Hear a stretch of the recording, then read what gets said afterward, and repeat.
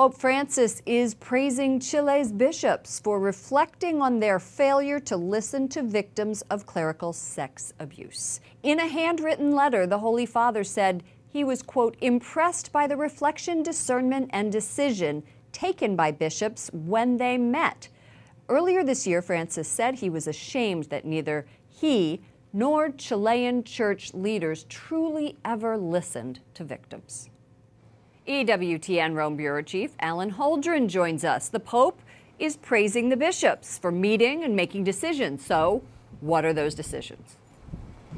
Well, the bishops, Lauren, are promising to work with Chilean authorities and hand over any previous information about the sex abuse of minors and cover-ups.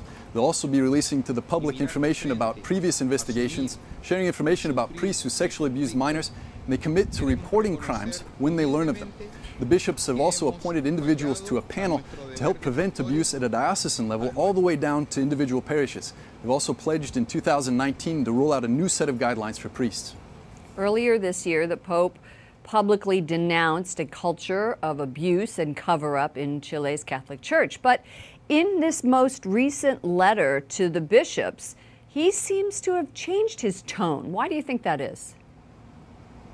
Well, one of the bishops participating in these meetings that have gone on in the last week in Chile, it's Archbishop Fernando Xomali of Concepcion, Chile, told us today that Francis saw concrete and realistic measures that will help advance a society and a church free of abuses.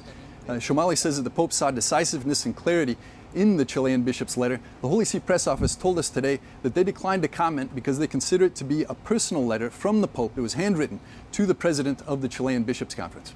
We have reported that Chilean prosecutors recently summoned Cardinal Zadi, the Archbishop of Santiago, to appear in court and testify about his role in this alleged cover-up of years of abuse.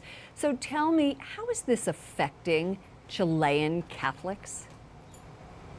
We're going through a difficult time right now, Lauren. A survey released on Monday says that just 46% of Chileans consider themselves to be Catholic, and 86% believe that the church is neither honest nor transparent.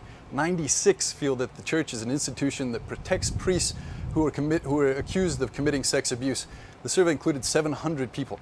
But Archbishop Xomali told us today that there's a lot of hope because the church is committed to concrete, realistic measures that seek truth, justice, and reparation.